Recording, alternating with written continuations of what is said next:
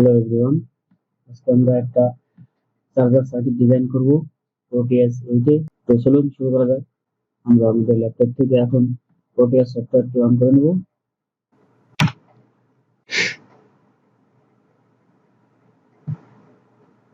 ওকে, তো project on করে নেব।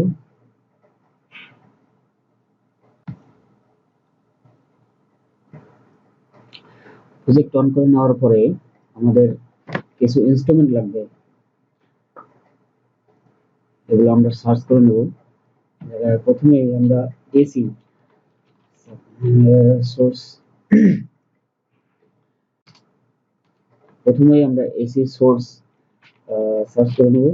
এসি সোর্স এসি সোর্স এটাই আমরা অ্যাড করে নিলাম।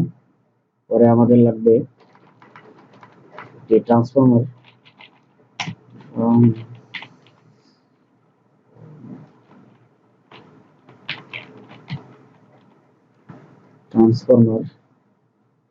আমরা সিম্পল ট্রান্সফরমারটাই ইউজ করব। আমরা এর হেনরি চেঞ্জ করে দেব, তাহলে আমরা যে কোনো ভোল্টের ট্রান্সফরমার তৈরি করতে পারবো এর থেকে।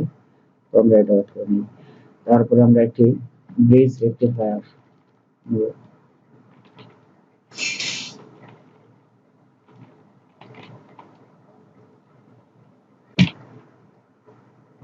Bridge rectifier diodes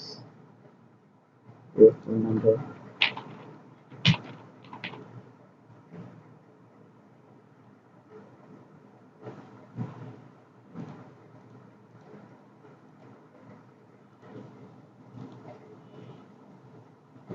bridge rectifier 35 ampere.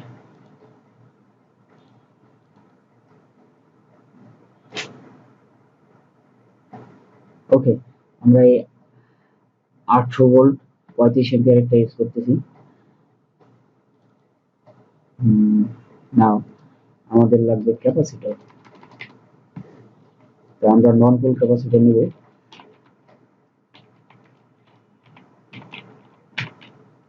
Capacitor নন পোল ক্যাপাসিটর একটা নেব।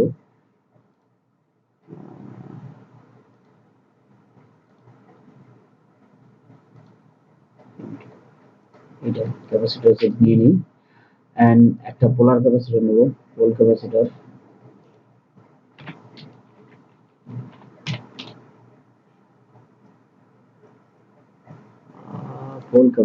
হ্যাঁ, এটাই নিলে ভালো হবে।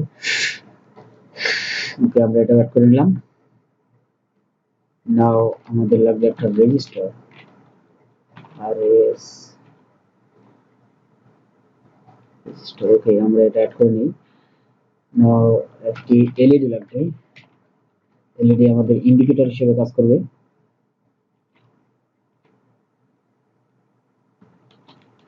গ্রিন। ওকে, চলে আসছে। আমরা এটাকে অ্যাড করে নিলাম। নাও আমাদের এই পর্যন্তই, পরে যা লাগবে আমরা তার সার্চ করে নিয়ে নেব। এখন আমরা এসি সোর্সটা সেটআপ করে নিই। তার আগে ট্রান্সফরমারটা আমরা সেটআপ করে নিই।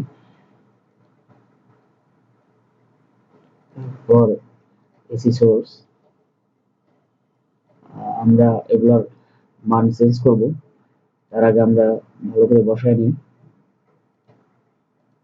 রেকটিফায়ার, ওকে। তারপর নন পোল ক্যাপাসিটর, আমরা ক্যাপাসিটরের মান চেঞ্জ করব। তার আগে ডিজাইন করে নিচ্ছি। তারপরে পোল ক্যাপাসিটরটা আমরা একটু ঘুরাই নেব 90 ডিগ্রি অ্যাঙ্গেলে। ওকে,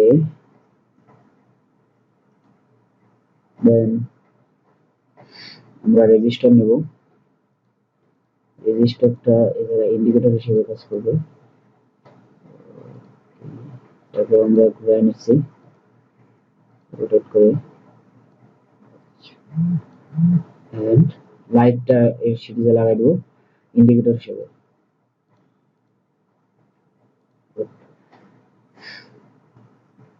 এখন আমরা এগুলাকে কানেকশন দেবো।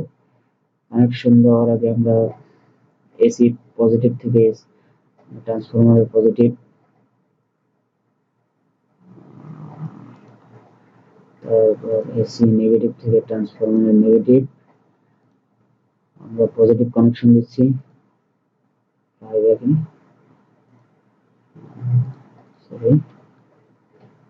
তারপর আমরা কানেকশন দিচ্ছি এটা।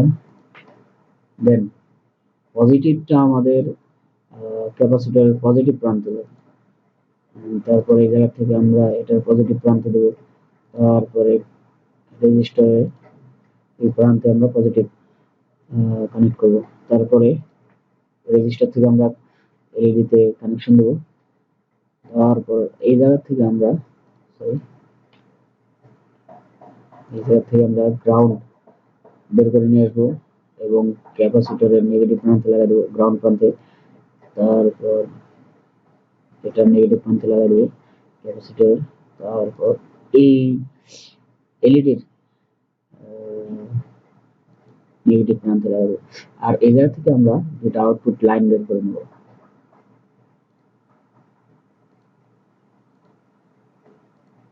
ওকে, এই জায়গা থেকে আমরা একটা আউটপুট লাইন বের করে নেব।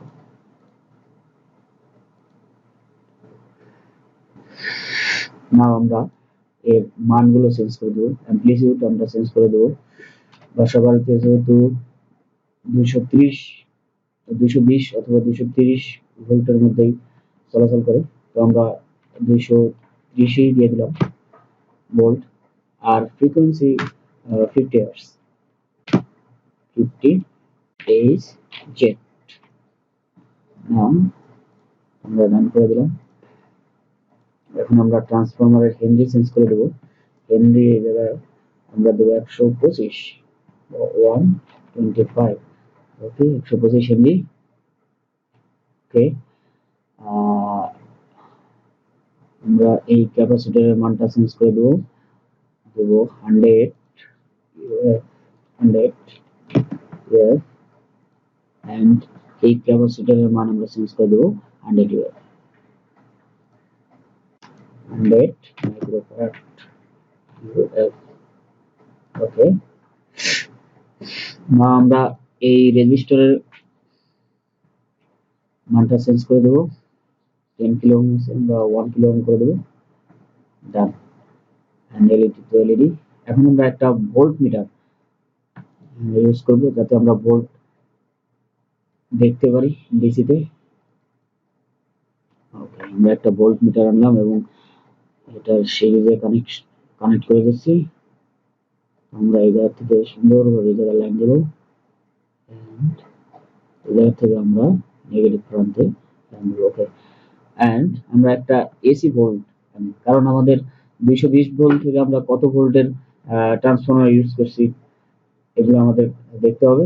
সো আমরা একটা এসি ভোল্ট মিটার জায়গায় অ্যাড করতেই পারি। আমরা এই জায়গায় অ্যাড করে নিলাম। ওকে, এখন আমরা একটা পজিটিভ প্রান্ত পজিটিভে কানেক্ট করে নিচ্ছি এন্ড নেগেটিভ প্রান্ত নেগেটিভে কানেক্ট করে নিচ্ছি। ওকে, নো প্রবলেম। নাও আমরা টেস্টিং করব যে আমরা সঠিক আউটপুট পাচ্ছি কিনা। ফার্স্ট টেস্ট, এই জায়গায় আমরা 14 ভোল্টের একটা ট্রান্সফরমার ইউজ করছি। এই জায়গায় 14 ভোল্ট ট্রান্সফরমার দেওয়া আছে আর এই জায়গায় আমরা 18 ভোল্ট পাচ্ছি। এই জায়গায় ভোল্ট বৃদ্ধি হওয়ার কারণে এই জায়গায় আমরা ক্যাপাসিটর ইউজ করছি দুইটা, এই জন্য ভোল্ট একটু বৃদ্ধি আছে। এটা দিয়ে আমরা সুন্দরভাবে 12 ভোল্টের একটা ব্যাটারিকে আমরা ফুললি চার্জ করতে পারবো এবং ইউজ করতে পারবো। সো এই ছিল আমাদের আজকের চার্জার সার্কিট। সো ভিডিওটি দেখার জন্য সবাইকে ধন্যবাদ। আল্লাহ হাফেজ।